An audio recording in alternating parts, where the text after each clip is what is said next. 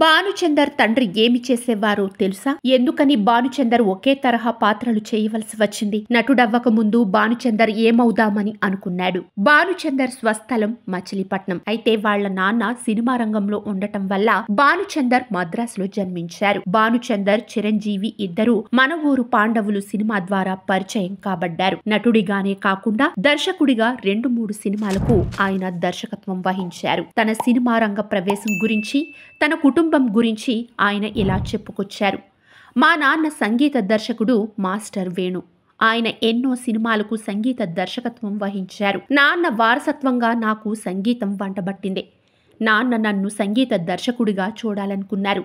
నాకు మాత్రం సినిమాల్లో నటించాలనే కోరిక కలగడంతో ఫిల్మ్ ఇన్స్టిట్యూట్లో జాయిన్ అయ్యాను.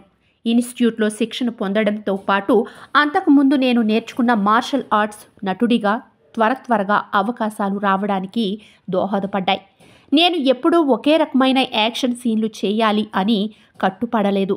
ఫైటింగ్స్ బాగా చేస్తాను అని నిర్మాతలు, దర్శకులు భావించడం వల్ల నాకు అవే తరహా సినిమాలు వచ్చాయి. మధ్యలో నిరీక్షణ లాంటి, తరంగిణి లాంటి సినిమాలు కూడా లేకపోలేదు. భానుచందర్ ఫలానా సినిమాలో ఉన్నాడు అని అంటే తప్పకుండా అందులో అవసరం లేకపోయినా ఫైట్స్ పెట్టేవారు.